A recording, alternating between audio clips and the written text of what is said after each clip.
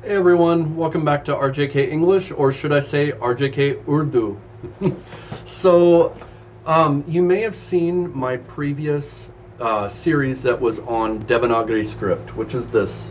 And this says, Ye acha hai, or it is good. Well, now we're going to focus on Urdu. I'm going to talk about it a little bit, but I want to introduce it to you. This says, Ye acha hai. Exactly like this one. Ye acha hai. Ye acha hai. Notice, Devanagari script is written from left to right like English. Urdu script is written from right to left like Arabic, Persian, and it comes from Arabic through Persian into the South Asian continent. So why learn Urdu? Or let's write Urdu now. In Hindi, Urdu. In Urdu, it is Urdu. So why would we learn Urdu? Well, one, it's a sister language to Hindi. So if you know a bit of Hindi, you're going to have a pretty good time of learning Urdu. It's not that hard. The key thing that keeps you from it is learning the script. So the script is different. In some ways, the script is better to learn or easier to learn for people that are used to the Roman script like this than Devanagari. In some ways, it's a little better in that it is letter after letter, instead of like in Devanagari where they combine letters to be like sound packets. So like this is the cha and the cha combined letter. Now that's really good for pronouncing, but here we see the cha with a ha after it. And you would put this above it, which you may have seen before when you see the word Allah. This means a doubling of the sound of the L. Allah, Allah, and this is a H at the end. So holding it a little bit longer is just like this together, holding the ch and then going ha, a cha. It just gets at it in a different way. So Urdu is more difficult in that you have to read it like this. It's also more difficult because often, especially the short vowels, don't show up in here. The only time we see that in Hindi is when it's between two letters, kalam, which means pen, which is actually an Urdu word. In between these is the assumed sound. So in a way, there's a little bit of that in Hindi, but not really. In Urdu, the short vowels and you don't see them a lot of times because Semitic languages often left out the vowels. So Hebrew, Arabic, Amharic, though I don't know as much about Amharic, which is from Ethiopia. So that comes through Persian into Urdu, where you don't always have those letters, so that can make it hard. Also, on their own, the letters look very different from when they're combined because Urdu is a cursive language. There are no capital letters at the beginning of a word. There kind of is because you have this ah, but not really. It's all cursive. It's all one case. So Urdu is not as easy when it comes to pronouncing by reading it.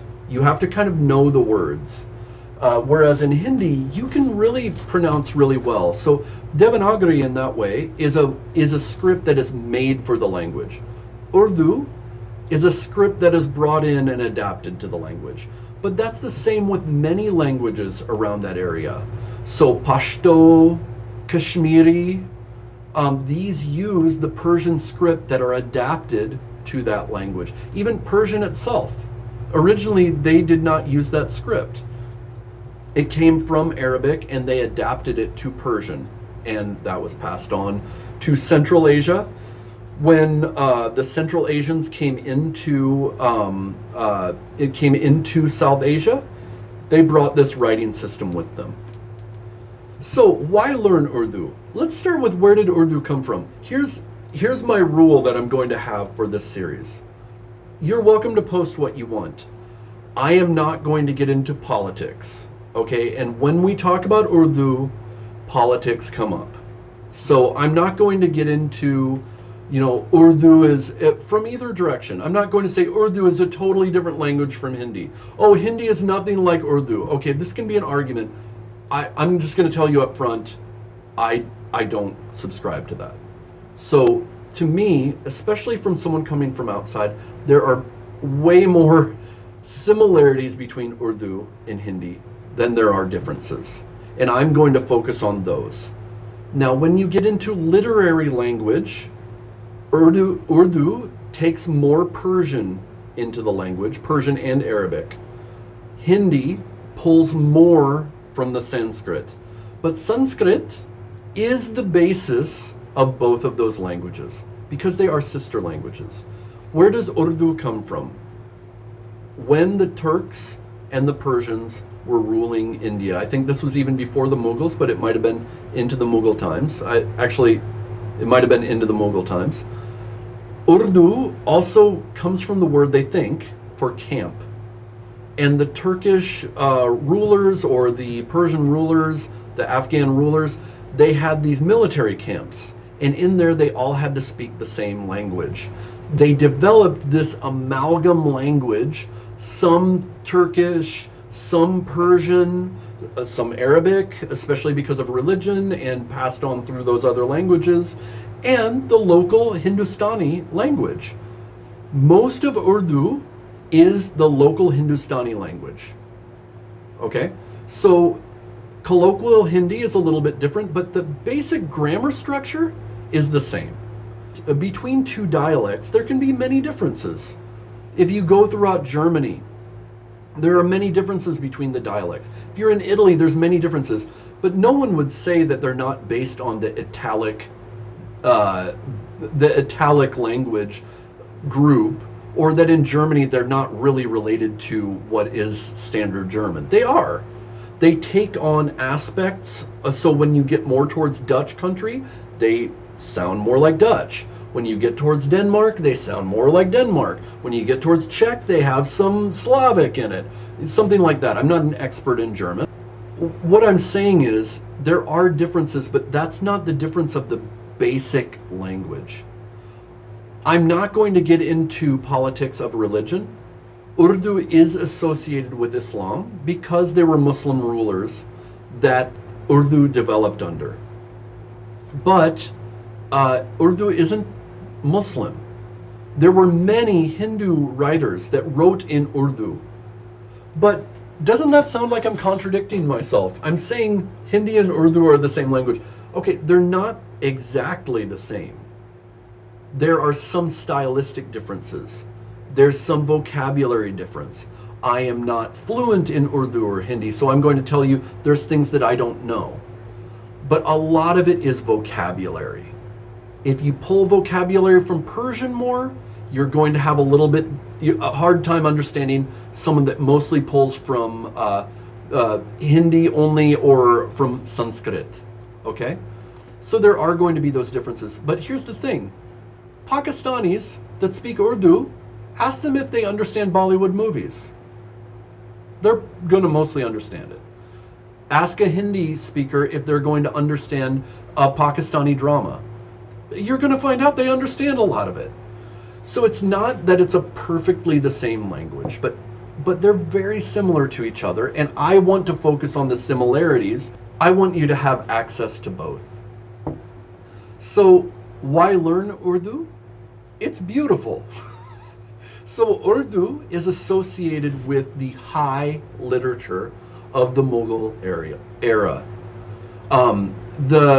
A lot of the great writers of that time, they were writing in Urdu. Even today, Bollywood is sometimes called, and here's a little bit of politics for you, it's sometimes called the Muslim cinema. Well, it's not the Muslim cinema, obviously. Most of India is Hindu. Hinduism is many different religions. It's not just one amalgam religion, but it is under the blanket of Hindu. Most India is Hindu, and most of the Bollywood area is Hindu. But it pulls from Urdu. A lot of the writers are using Urdu influence because that's how Bollywood developed. So Bollywood speech tends to be more of the Urdu type. Now, you want my opinion of what that means.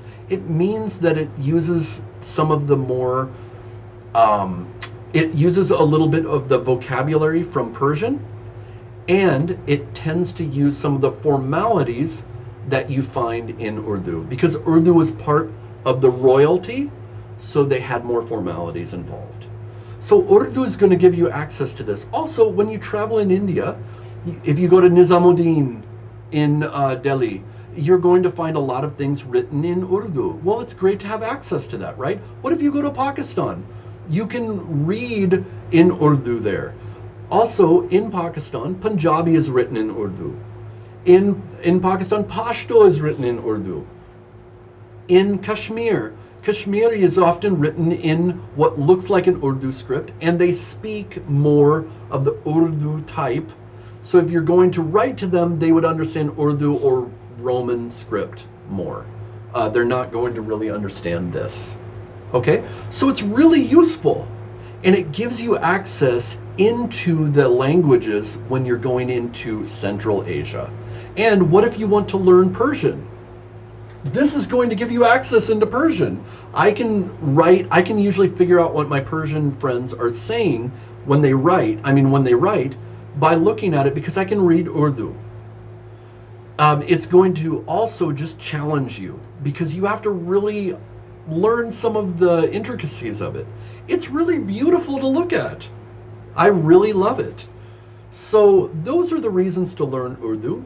We're going to get into it. We're going to put politics aside, and we're going to think as world citizens and think that this is going to give you even more access to South Asia, and even as you spread out into Central Asia and some other countries as well. There will be a little bit of Islam in this, just like in Hindi, we talked about Krishna. But just to show you, in Awadh region, Muslims and Hindus are celebrating the same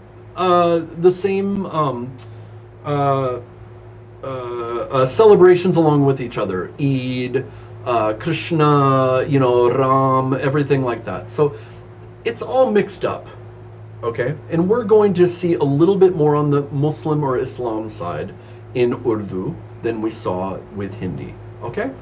So with that said, I hope you're excited. I hope you went through the Hindi section, but if you didn't, let's get into Urdu. Maybe you're going to visit Pakistan, or you really want to understand Urdu poetry. Let's get into it, all right? So I'll see you next time.